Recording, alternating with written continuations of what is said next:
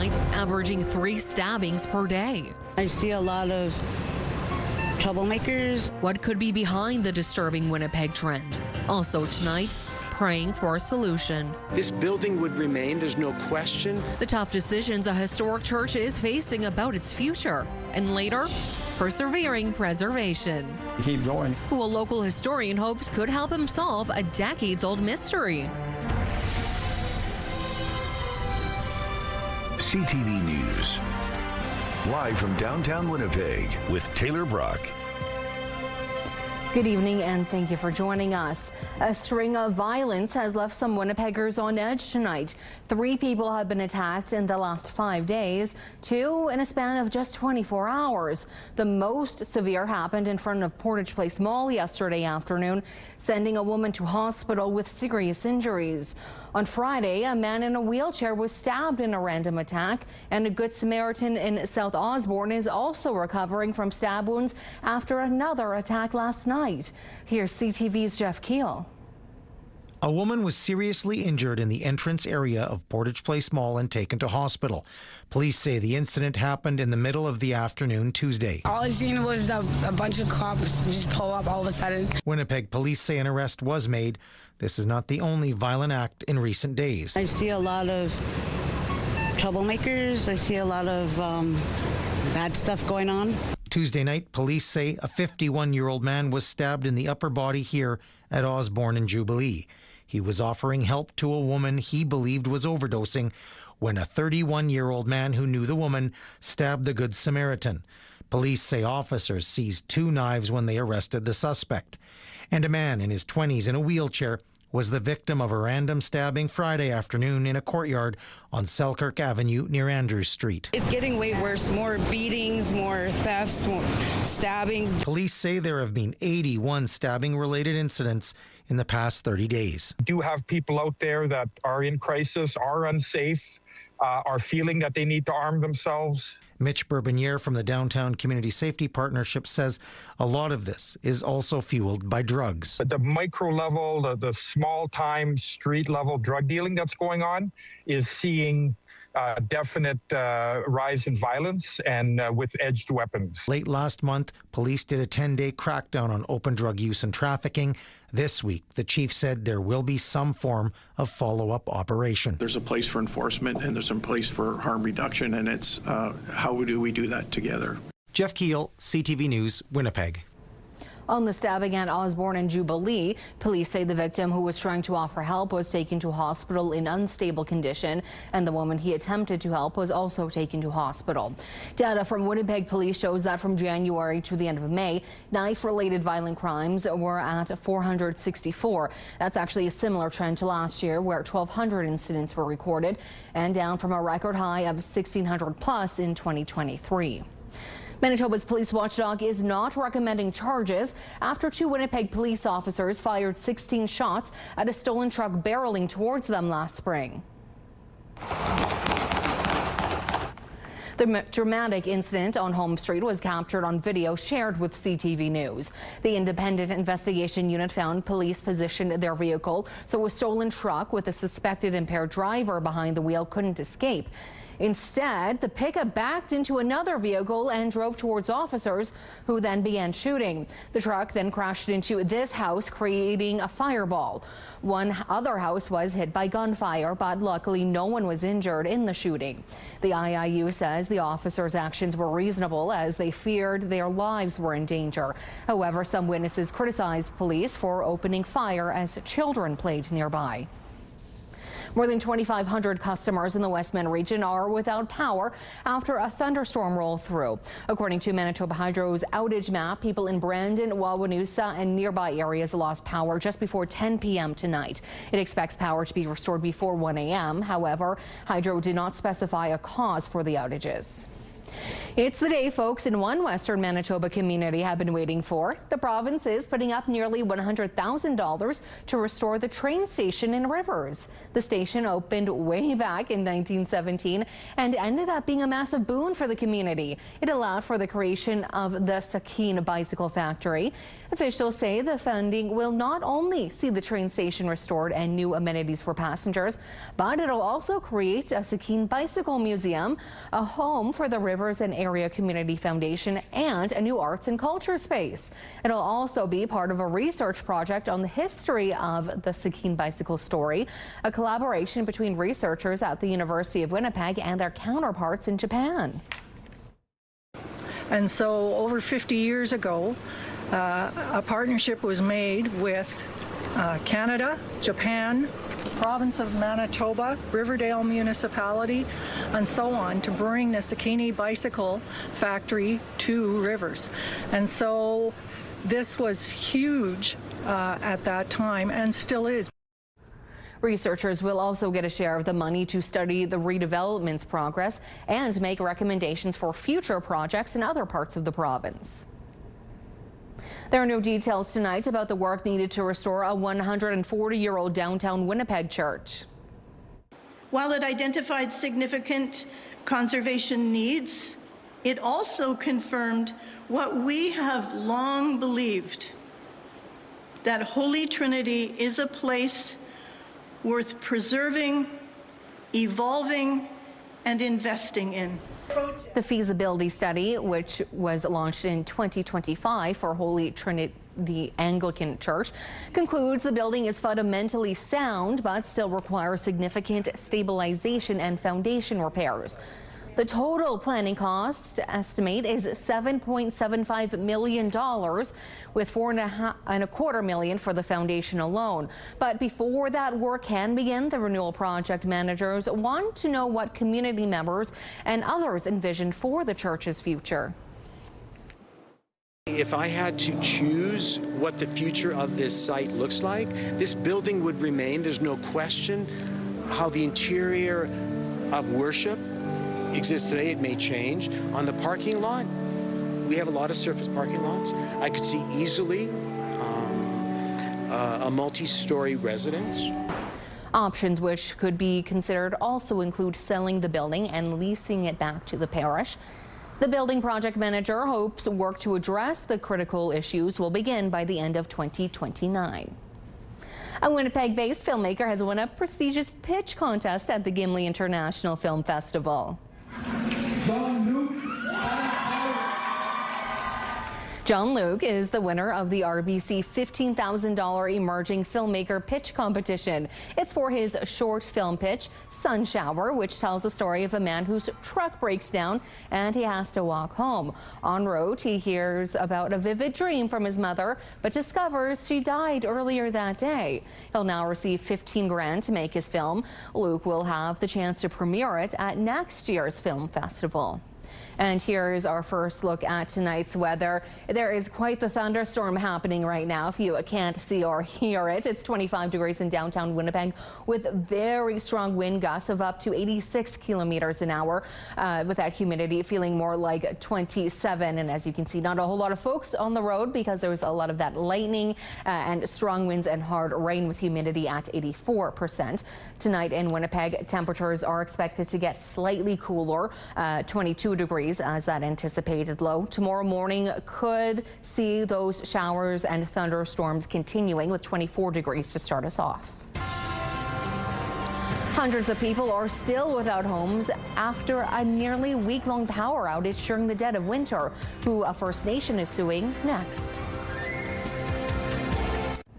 We're learning more tonight about the ongoing humanitarian crisis in Pimachikamak Cree Nation. Today, the remote community's leadership announced it's filed a proposed class action lawsuit saying a 110-hour power outage in December of 2025 caused widespread damage and displaced thousands of people. CTV's Joseph Bernacki explains. We, the people, are suffering the consequences of that negligence. Wednesday was a somber day for Chief David Monius and the members of Pimachikamak Cree Nation. Community filed a class action lawsuit Tuesday against Manitoba Hydro, the province, and the federal government. This lawsuit seeks accountability for the harm already caused and reliable infrastructure that will protect the community in the future. More than 4,000 members were evacuated after a hydro outage shut down the community from December 28th to January 2nd. And the fallout from those 110 powerless hours resulted in burst pipes, sewer damage, and infrastructure failure. Now, nearly 8 months later, there are still about 650 people out of their homes, according to the lawsuit, and 180 homes are uninhabitable. Councillor Shirley Robinson said the lawsuit could have been avoided. We warned Hydro and Manitoba that the line was unreliable and that our community needed generators, better maintenance, and a second source of power.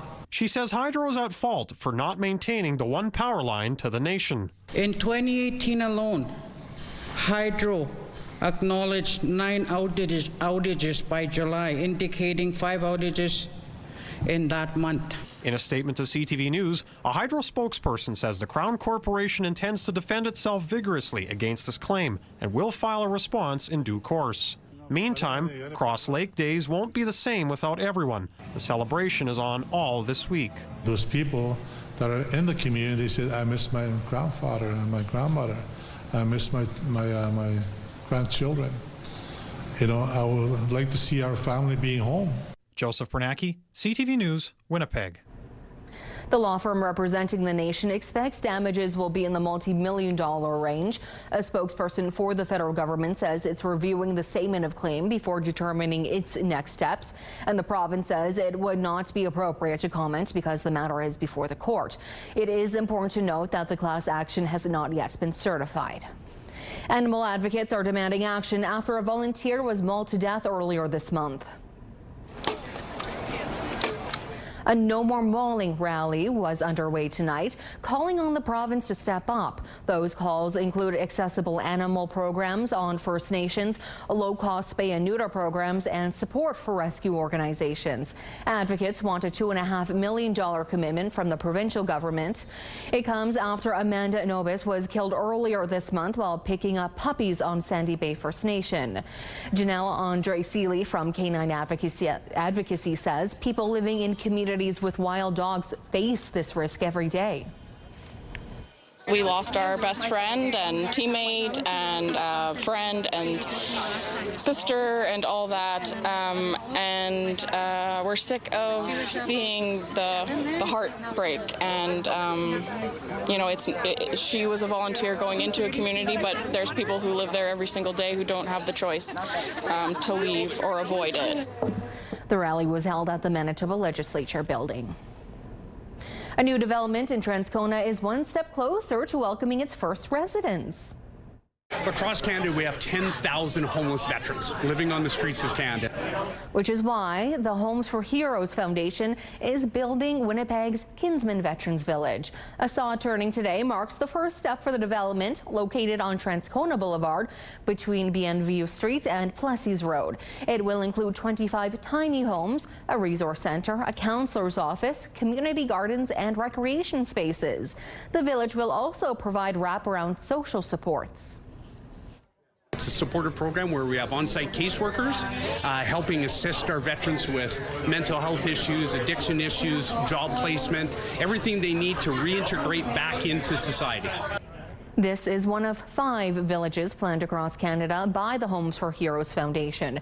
Construction here is expected to start in 2 to 3 weeks.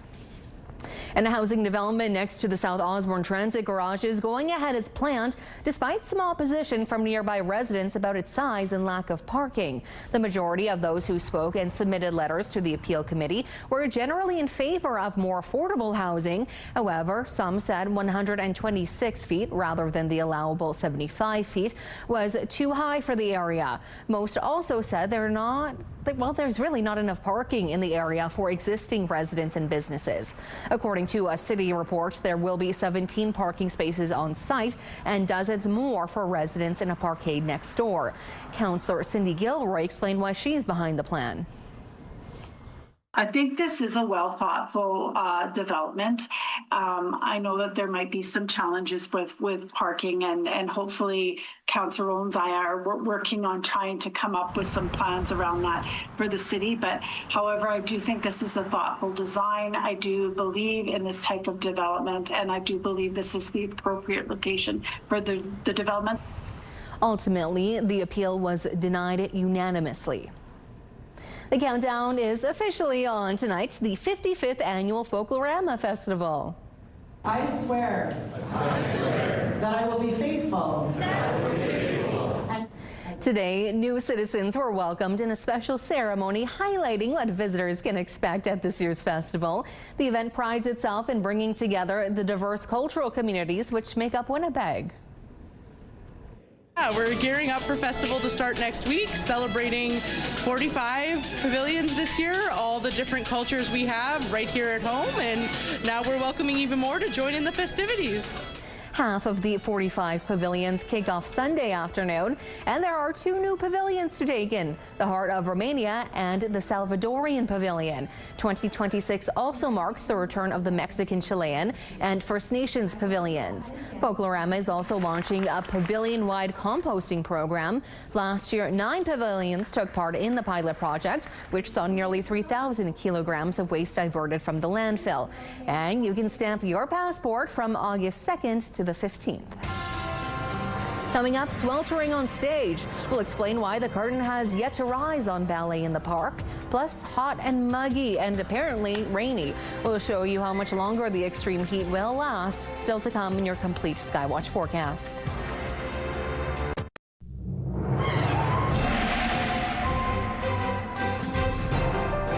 Tonight's Skywatch photo comes to us from Norway House. Thanks to Norma for sending this one in. You can send your weather photos to Winnipeg Weather at ctv.ca. Figured we'd show you a pleasant photo before we look at this scene. As you saw about 5-ish, 10-ish minutes ago, we were seeing a very significant thunderstorm rolling through downtown Winnipeg and around St. Boniface. Right now, looking at the camera, things appear to be fairly calm. However, that storm is still rolling through the city, and it will potentially stick around until very early in the morning. I'll move to the side here so we can get a look at the areas currently under a warning for a severe thunderstorm. Yes, it does include us here in Winnipeg. We could also potentially be experiencing some hail along with those very strong winds. So if you don't have to go outside tonight, it's bedtime, guys. Well, wait until a little after 12. But we are still seeing that severe thunderstorm warning here in southern Manitoba, and as we just saw, also in northern Manitoba, including areas near Thompson. There's also still that heat warning across not just the southern half of Manitoba, but northwestern Ontario as well. This is expected to last over the next few days and into the weekend, with temperatures really not cooling off overnight, which is why we have this heat warning. It also includes places like Shamattawa and Gillam. However, Thompson not under the heat warning, still warm there for you folks. Let's take a look at this storm. Okay, so we are going to be seeing it overnight over the next few hours at least here in southeastern Manitoba and northwestern Ontario, including Kenora. But there is also a very severe thunderstorm potentially in the works for right along the Hudson Bay. This is because of a system of thunderstorms that's been rolling through the province throughout the evening. We're hoping to see in the south the system start to push out as Thursday goes on. However, further north, as you can see, thunderstorms are expected throughout the day tomorrow and potentially very early in the morning. Speaking of the north, we'll take a quick look. Temperature is expected to reach a high of 27 in Island Lake tomorrow and a high of 26 in Flin Flon and the Paw. In the southwest, we are seeing that thunderstorm in Brandon as well as here in Winnipeg tonight and potentially tomorrow as well, with a high of 29. And again, tonight in Kenora, mostly cloudy. However, you won't have to wait long for that thunderstorm to roll through. Looking at that 7-day forecast, we've got very hot temperatures in store, starting to cool down a little on Monday. Ballet in the Park was cancelled once again this evening. Extreme heat forced the Royal Winnipeg Ballet off the stage at Assiniboine Park. Organizers say they'll monitor conditions to see if tomorrow's performance, which is the final one, can go ahead. And if it does, pre-performance activities will get underway at 6:30, with the main event starting at 7. However, as you mentioned earlier, extreme heat is expected throughout the week. Putting names to faces through Facebook. A Gimli man is holding a key to his community's past. Hundreds of photographs of Icelandic settlers. How he's identifying them next. A Manitoba man is on a mission to recover pieces of Manitoba's Icelandic history at risk of being forgotten. CTV's Danton Ungar explains. Their faces preserved for more than a century, their names lost to time. I don't think anybody should be forgotten. Ever. Blair Swanson with the Icelandic Roots organization leads the Unknown Photos Project. His goal to identify and name the Icelandic immigrants in these photos, some of which date back to the mid-1800s. Right now, these people on this board here, they're really nobody. So my hope is to turn them into somebody. Hundreds of photos like these have been sent to Icelandic Roots from families around Manitoba and the U.S. It's then up to Swanson to find out who these people were. Once you have their name, you expand and you try to tell a story about that person. A lot of Swanson's work actually happens on Facebook, where he posts these unknown photos, hoping someone might recognize them. Everybody likes looking at old photographs, and some people take it as a challenge to try to determine who those people are. Using tips from fellow internet sleuths and history buffs, Swanson works to confirm the identity using obituaries and census records, and then share what he's found with their families. Keep going and you keep going, and it's when you get a result, then yeah, it's pretty satisfying. Swanson says about 60 people in these photos have been identified so far, but there's still hundreds more waiting for their names to be returned. Just give them a life. Like, who are they? Swanson will be here in Gimli with his photographs on Monday during the Icelandic Festival of Manitoba in hopes of generating more tips as his search continues. Danton Unger, CTV News, Gimli. It was a fairy tale day at Kildonan Park. His son he called Hansel, and his daughter he called Gretel. The German-Canadian Congress is hosting a series of free German fairy tale readings at the park's beloved witch hunt. Originally built in the 1950s and relocated to the park in the 70s, the building was inspired by fairy tales collected by the Brothers Grimm. The family-friendly event is intended to provide visitors a chance to enjoy classic stories in a whimsical setting. I think it definitely brings it to life. I mean, as you can see, the witch's hut is just a gorgeous architecture in general, and then we've got the beautiful garden, and being in the middle of a park here does feel like you're in a forest. We've got the beautiful, sun hitting the plants, and it feels magical. It brings the fairy tale to life. If you missed today's reading, don't fret. The series is back on Wednesday, August 12th from 10 to noon, and it finishes off on August 26th at the same time. If you'd like to learn more about the enchanting history of the Witch's Hut, we've actually got a story up on our website by Catherine Dow. You can also check out a photo gallery from today's event. Just head to ctvnewswinnipeg.ca. Clip-on tags, a giant bust, or a list of herbs. We'll show you which of Colonel Sanders' personal belongings got the highest auction bid, and we'll break down tomorrow's forecast next. Clothing provided by RW & Company. Salon services provided by S&T Spa Salon. Well, when we get over this big thunderstorm tonight in Winnipeg, there is still a risk of it continuing throughout the morning. Much lower, though, as we get to the afternoon. Temperatures are expected to reach a high of 29 degrees. And finally for us tonight, some finger-licking good news for KFC fans. And of course, one of the most interesting items and most popular in the pre-bidding online right now is one of the Colonel's string ties, or as people sometimes refer to them as a bolo tie. And the interesting thing about this is that not a lot of people know He did wear clip-ons. Personal items belonging to Colonel Harlan Sanders went up for auction. The KFC founder's pressure cooker, watch, and an original cash register were just some of the things up for grabs. He sold the company to investors in 1964, but actually stayed around as a brand ambassador. In fact, he didn't wear his trademark white suits, tie glasses, or goatee beforehand. The biggest sale for Sanders was the 1964 planner containing a list of herbs and spices. It fetched $30,000. And that is it for us tonight. Thank you for watching, and good night.